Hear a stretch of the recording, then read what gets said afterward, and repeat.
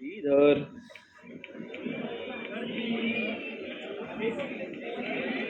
हे श्रीधर बोला ना, स्क्रीन ठीक करेगा। इधर देखो राजा। हेलो सर, आ जाओ पेज नंबर 14.9 में। 14.9 में आ जाओ प्लीज। देखो राजा क्या लिखा है उसमें, permissible transaction for a PRI. उसके नीचे एक शॉर्टकट है, उसको ऐसा काटो मस्त।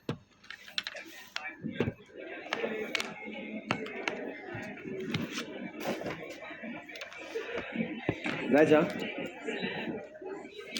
वो फाइनल में ना इस तरह के क्वेश्चन आते थे कि शेड्यूल 1 के सारे ट्रांजैक्शन नोट डाउन करो, तो उनको याद करने के लिए एक प्रोविजन बनाना पड़ा, पर अपने को ऐसे क्वेश्चन नहीं आने वाले। तो मेरी बात ध्यान से सुनो। इधर देखो राजा। Hello hello hello sir. Sir PRI को कौन कौन से कैपिटल अकाउंट ट्रांजैक्शन परमिटेड है, कौन से ऐसे ट्रांजैक्शन हैं जो पीआरआई इंडिया के बाहर जाके कर सकता है, एक एक करके पढ़ो। Investment in foreign security. ओ भाई साहब, यहां से मैं नेटफ्लिक्स का, मेटा का, माइक्रोसॉफ्ट का, किसी का भी शेयर खरीदने के लिए एलिजिबल हो गया, क्योंकि शेड्यूल 1 मेरे को फॉरेन सिक्योरिटी में इन्वेस्ट करना अलाउ कर दिया। सर कोई लिमिट है क्या? कोई लिमिट लिखी है क्या? रुको जरा, सबर करो। आगे देखो सर, क्या लिखा है, FC loan raised in India and abroad by a PRI. Sir FC loan मतलब क्या? Foreign currency loan. Sir foreign currency loan मतलब मैंने अगर $1 मिलियन मांगा और मैंने बोला रीपे भी क्या करूंगा मैं, $1 मिलियन, तो ये डॉलर में डिनोमिनेटेड है ना, इसको हम कहते हैं फॉरेन करेंसी लोन। तो अगर फॉरेन करेंसी लोन लेना चाहता है तू ले सकता है, कोई प्रॉब्लम नहीं है। पहला वाला क्या था, सिक्योरिटी में इन्वेस्ट कर सकता है। दूसरा वाला तू बाहर से लोन लेना चाहता है या इंडिया से फॉरेन करेंसी लोन लेना चाहता है। इंडिया से फॉरेन करेंसी लोन, सर मान लो इंडिया में स्टैंडर्ड चार्टर्ड बैंक है, उसके पास मैंने गया और मैं बोला मेरे को $1 मिलियन का लोन चाहिए, तो स्टैंडर्ड चार्टर्ड बैंक ने पूछा डॉलर क्यों, रुपीस क्यों नहीं? बोले मेरे को लगता है रुपीस का ना भाव गिर जाएगा, रुपीस का प्राइस गिर जाएगा, तो मेरे को फालतू का ज्यादा पैसा देना पड़ेगा, तो एक काम कर मेरे को डॉलर में दे दे। डॉलर में लेने से क्या फायदा होगा मेरा, कि कल को रुपीस का भाव गिरेगा तो मेरा पेमेंट, जान दो, बहुत बहुत तुम्हारे लिए कॉम्प्लिकेट हो जाएगा। तुम ये समझो कुछ तो भी मेरा फायदा है भाई। तेरे को क्या करना है, रिलायंस क्या बोला, तेरे को क्या करना है, मेरा फायदा है, तू मेरे को डॉलर में दे। तो एससीबी अगर डॉलर में दे रहा है तो स्टैंडर्ड चार्टर्ड बैंक डॉलर में दे रहा है, उसको कहते हैं फॉरेन करेंसी लोन। वो तो इंडिया में भी रेज कर सकता है, अब्रॉड भी चलेगा, कोई प्रॉब्लम नहीं है। Point number 3, transfer of immovable property outside India by a PRI. अगर इंडिया के बाहर तेरा कोई इमूवेबल प्रॉपर्टी है, उसको तू बेचना चाहता है, तू बेच ले, कोई प्रॉब्लम नहीं है, पर अक्वायर नहीं करना। क्योंकि अक्वायर के लिए हमने क्या बोला है कि भैया या तो अक्वायर्ड होना चाहिए जब तू पीआरओआई था, या इनहेरिटेंस होना चाहिए, बट अदरवाइज अलाउड नहीं है। सर उसके बाद guarantees issued by PRI in favour of PROI. इसका मतलब क्या सर, ये कंटिंजेंट लायबिलिटी यही तो होता है कि भैया एक पीआरआई है, उसने जेपी मॉर्गन को गारंटी दिया इन फेवर ऑफ टेस्ला। टेस्ला क्या है, पीआरओआई, तो आपने गारंटी दिया है इन फेवर ऑफ अ पीआरओआई, ये अलाउड है, तभी तो आपका कैपिटल अकाउंट ट्रांजैक्शन होता है। Guarantees issued by a PRI in favour of a PROI. फिर आगे क्या लिखा है sir, loans and overdraft by a PRI from a PROI. मतलब आप बाहर वाले से, पीआरओआई से क्या ले रहे हो, आप लोन ले रहे हो, या फिर आप क्या ले रहे हो, ओवरड्राफ्ट ले रहे हो। अगर ये आप लोन या ओडी ले रहे हो ना, तो उसको हम क्या कहते हैं भाई, पीआरओआई को हम क्या कहते हैं सर, इसको हम कहते हैं, अरे ओ राजा, ये अलाउड है, सिर्फ अलाउड है। मतलब सर आप बाहर वाले से लोन ले रहे हो, ले लो। सर आपको फॉरेन करेंसी लोन्स भी अलाउड था, ये भी अलाउड है। फॉरेन करेंसी लोन में और इसमें फर्क क्या है सर? फॉरेन करेंसी लोन में वो जो लोन का अमाउंट है ना, वो फॉरेन करेंसी में डिनोमिनेटेड है, पर यहां पे लोन का अमाउंट की बात ही नहीं कर रहे, हम बात कर रहे हैं देने वाला कौन है, देने वाला पीआरओआई है। यहाँ पे दे क्या रहा है उस पर फर्क पड़ता है, यहाँ पे देने वाला कौन है उस पर फर्क पड़ता है। सर इतनी बारीकी से याद करने की बिल्कुल भी जरूरत होती ना अगर, तो मैं लिखवा देता। तुम बस समझ लो और ज्यादा मत समझो, ऊपर ऊपर से समझ लो। सर नेक्स्ट पॉइंट क्या है, एक्सपोर्ट, इंपोर्ट और होल्डिंग ऑफ करेंसी और करेंसी नोट्स। सर अगर आप कोई करेंसी नोट्स होल्ड करना चाहते हो, अपने पास रखना चाहते हो, क्यों? क्योंकि वो आपके एक्सपोर्ट इंपोर्ट में काम आएगा, तो रख ले भाई, हमको कोई प्रॉब्लम नहीं है। सर यहां पे कैपिटल अकाउंट ट्रांजैक्शन है क्या वैसे? एक्सपोर्ट और इंपोर्ट तो करंट अकाउंट ट्रांजैक्शन होता है, तो यहां पे किस कैपिटल अकाउंट ट्रांजैक्शन की बात कर रहे हैं? Holding of currency for such export import. अब जो करेंसी को होल्ड कर रहे हो, मैं मेरे exchange earner foreign currency account में $1 मिलियन होल्ड करता हूं, ये वो फॉरेन करेंसी है जो मैं होल्ड कर रहा हूं, जो मैं कर सकता हूं क्योंकि मेरे को अलाउड है। Next point, maintenance of foreign currency accounts in India. And outside India by a PRI. Sir अगर एक पीआरआई है वो इंडिया के बाहर फॉरेन करेंसी अकाउंट मेंटेन करता है, मान लो उसका यूएस में जेपी मॉर्गन में अकाउंट है और उस अकाउंट में $1 मिलियन है, लॉ कहते हैं चलता है, मतलब मैं जाके इंडिया के बाहर बैंक अकाउंट खुलवा सकता हूं और मैं उसमें पैसा होल्ड कर सकता हूं। Next, taking out of insurance policy bye a PRI from an insurance company outside India. पहले तो धिक्कार है तेरे पे, बाहर क्यों जा रहे हैं? पर सर इंडिया के बाहर अगर तू इंश्योरेंस लेना चाह रहे, सर ये लाइफ इंश्योरेंस हेल्थ इंश्योरेंस नहीं ले रहा होगा, कोई बड़ा इंश्योरेंस ले रहा होगा। मान लो अपने किसी बहुत बड़े मशीन का इंश्योरेंस जिसका इंडिया में इंश्योरेंस ना होता हो, इंडिया वालों को मान लो नहीं समझ आता हो, मैं इंडिया के बाहर इंश्योरेंस ले रहा हूं, ले सकता हूं भाई। इंडिया के बाहर अगर मेरा घर होगा उस घर का इंश्योरेंस भी तो होगा ना। इंडिया की कंपनी क्यों इंश्योरेंस देगी? मेरे को यूएस की कंपनी इंश्योरेंस देगी, तो मैं वहां से इंश्योरेंस ले सकता हूं, कोई प्रॉब्लम नहीं है। सर नीचे जाने के पहले एक बार ऊपर के 8 पॉइंट्स देखो। पहला क्या है? तू इन्वेस्टमेंट कर सकता है सिक्योरिटीज में, तू फॉरेन करेंसी लोन ले सकता है, तू ट्रांसफर कर सकता है जो इमूवेबल प्रॉपर्टी इंडिया के बाहर है, गारंटी दे सकता है पीआरओआई के फेवर में, तू क्या कर सकता है? बाहर वाले से लोन ले सकता है, तू क्या कर सकता है? करेंसी होल्ड कर सकता है, फॉरेन करेंसी अकाउंट खुलवा सकता है, और तू क्या कर सकता है? तू अपना इंश्योरेंस इंडिया की बाहर की कंपनी से ले सकता है। अब उसके बाद 3 पॉइंट और है सर। पहला, loans and overdraft by a PRI to a पीआरओआई।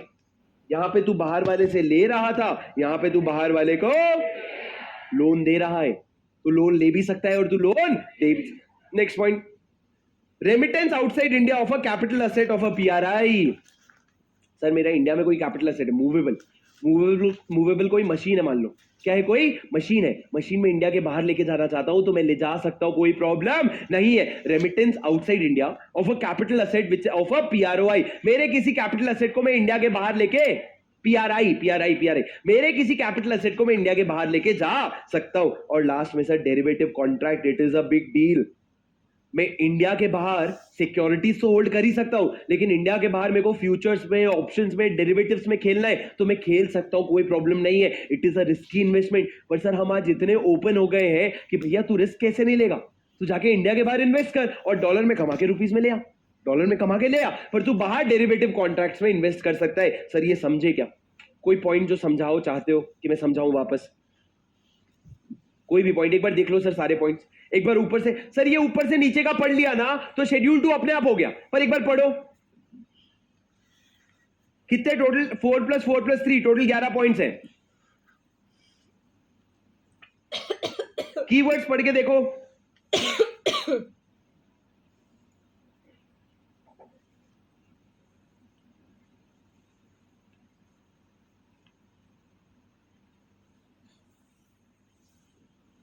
अब सर मेरे एक सवाल आता है, अक्वायर तो यहां पे तुमने मना कर दिया, तो मेरे को अभी भी नहीं समझ आया विशाल सर ने फ्लैट अक्वायर कैसे किया? विशाल सर ने फ्लैट अक्वायर कैसे किया? क्योंकि ना तो वो एक्विजिशन में नहीं, वो जो पीआरओआई का केस था, ना ही वो इनहेरिट हुआ है, और यहां पे भी तुम अक्वायर अलाउ नहीं कर रहे हो, तो विशाल सर ने फ्लैट लिया कैसे? वही तो मैंने तुमको कहा था, समुंदर भर में से लोटा भर का सिलेबस है तुम्हारा। ये जो तुम पढ़ रहे हो ये बहुत basic current account transaction, capital account transactions के रेगुलेशंस है, आपका बहुत डिटेल में। एक्विजिशन एक रेगुलेशन है, foreign exchange management acquisition of immovable property outside India, वहां पे इन्होंने लिखा है कि आप इंडिया के बाहर इमूवेबल प्रॉपर्टी अक्वायर कर सकते हो subject to the approval of central government, subject to the approval of the RBI, ऐसे बहुत सारे कंडीशंस है। ये कौन से रेगुलेशन में हम पढ़ रहे हैं? Foreign exchange management capital account transaction regulation. यहां पे एक्विजिशन मना कर दिया क्योंकि हमने बोला इतना फ्रीली अलाउ नहीं करेंगे, पर हमने एक अलग से रूल बनाया, foreign exchange management acquisition of immovable property outside India. उसमें हमने लिखा है कि अगर आप इंडिया के बाहर अक्वायर करना चाहते हो तो कैसे करोगे, कर जरूर सकते हो। सर आपने कभी सुना होगा अपना ये कपिल शर्मा ने न्यूयॉर्क में एक फ्लैट लिया था 50 करोड़ का। हमारे जितने भी इंडिया के सेलिब्रिटीज हैं, हर किसी के पास इंडिया के बाहर कोई ना कोई प्रॉपर्टी जरूर होती है, तो भैया ये सारी चीजें आप ले सकते हो, कोई प्रॉब्लम नहीं है। पर सर एक सबसे बड़ा कैच क्या है बताएं? इतने बड़े बड़े कैपिटल अकाउंट ट्रांजैक्शन तुमने अलाउ कर दिए, पर फिर भी सर इसके लिए भी लिमिट रखा तुमने $250K का। और सर मजे की बात बताऊं क्या, इसी $250K में से आपका करंट अकाउंट भी होगा और इसी डॉलर में से आपका कैपिटल अकाउंट ट्रांजैक्शन भी होगा। ऐसा नहीं कि करंट का 250 अलग, कैपिटल का 250 अलग, ना जी ना, इसी में से आपका 250 कैपिटल अकाउंट का, 250 करंट अकाउंट का, मतलब टोटल आपके पास $250K है। अब तेरी मर्जी, कि तेरे को घूमने जाना है, कि तेरे को नेटफ्लिक्स के शेयर्स खरीदने, कि तेरे को क्या करना है, तेरे को गारंटी देना है, तो अगर गारंटी भी देगा ना इस लिमिट में से एग्जॉस्ट हो जाएगा। सुनना मेरी बात ध्यान से सर, रिलायंस इंडस्ट्री नहीं, एक इंडिविजुअल की बात करते हैं। अगर ये रतन टाटा जी है, मेरी बात ध्यान से सुनना, रतन टाटा जी है और ये इलॉन मस्क है। रतन टाटा क्या कर रहे हैं, जेपी मॉर्गन को गारंटी दे रहे हैं कि तू इलॉन मस्क को पैसा दे दे। सर ये जो गारंटी है ना, इसके लिए भी आपको $250K का लिमिट है। अगर आप उससे ऊपर की गारंटी दे रहे हो तो आपको आरबीआई का अप्रूवल लगेगा। और आपको पता है ये 250K हर एक ट्रांजैक्शन का अलग अलग नहीं है, ये पूरे करंट अकाउंट, पूरे कैपिटल अकाउंट को मिला के 250। अरे समझ रहे हो क्या सर? नीचे देखो क्या लिखा है, PRI may draw forex not exceeding 250K per financial year or such amount as decided in schedule 1। schedule 1 मतलब ऊपर वाला जो शेड्यूल है, इसके लिए आप कितना अमाउंट विड्रॉ कर सकते हो? नॉट एक्सीडिंग 250K मतलब अप टू 250K। नीचे एक नोट पढ़ा, लिखो सर, नीचे नोट पढ़ो, drawal of forex as per schedule 3 which is facilities for individual shall be subsumed within the above limit। मतलब ये जो शेड्यूल 1 है किसका? कैपिटल अकाउंट ट्रांजैक्शन का, और शेड्यूल 3 है करेंट अकाउंट ट्रांजैक्शन का, इसका मिला करके 250K है। सर एक बार ये लाइन 2 बार पढ़ो सर, ये वाला लाइन 2 बार पढ़ो, 2 बार पढ़ो। क्या लिखा है? Drawal of forex as per schedule 3, जो LRS वाला स्कीम है जहां पे इंडिविजुअल्स की बात हो रही है, shall be subsumed within the limits of schedule 1। मतलब दोनों का मिला के 250K का लिमिट है। Schedule 3 plus schedule 1 is equal to 250K। अरे आप सुन रहे हो क्या सर? शेड्यूल 1 और 2 को क्यों इग्नोर कर दिया? क्योंकि 1 तो प्रोहिबिटेड था और 2 में मॉनेटरी प्रॉब्लम नहीं थी, 2 में हमको अप्रूवल का प्रॉब्लम था। लिमिट कहां पे था? 3 में, तो 3 का और शेड्यूल 1 का मिला के 250K का लिमिट। उसके बाद क्या लिखा है sir? Provided that no part of the 250K shall be used for remittance to non-cooperative countries or territories which is notified by FATF, Financial Action Task Force। Financial action task force. Sir मेरी बात ध्यान से सुनना, hello hello hello hello hello sir, इन्होंने बोला कि तेरे को 250K की छूट दे रखी है करंट अकाउंट के लिए भी, कैपिटल अकाउंट के लिए भी, पर तू उसको यूज कर ले। पर सुन भाई, एक ना FATF है, क्या है FATF? क्या नाम है उसका? Financial action task force. वो ना कुछ कंट्रीज का लिस्ट बनाते हैं जिसको हम क्या कहते हैं? नॉन कोऑपरेटिव कंट्रीज, जिसको हम कहते हैं ब्लैकलिस्टेड कंट्रीज।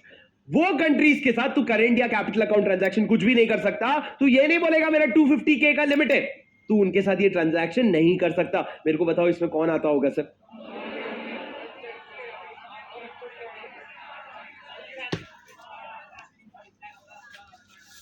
नॉर्थ कोरिया नहीं है। तुम दिल से बोल रहे हो क्या पाकिस्तान? इधर देखो, मेरा लास्ट अपडेट जो है FATF का आज के डेट में नॉन कोऑपरेटिव कंट्रीज में कोई भी नहीं है। Non cooperative countries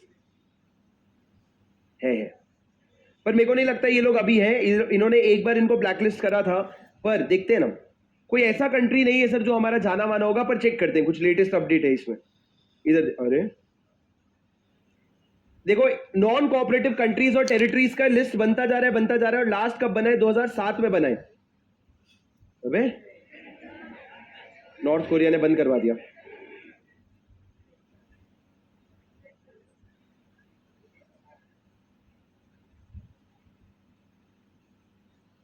history, primary, member Nations. Sir ये मेंबर नेशंस है, मतलब ये लोग मिल करके ब्लॉक करते हैं। जैसे इसमें 17th नंबर पे आपको दिख रहा है इंडिया। ये FATF के लिस्ट में जो आता है ना, वो सिर्फ इंडिया के लिस्ट में नहीं, ये बहुत सारे अलग अलग कंट्रीज के लिस्ट में आता है। पर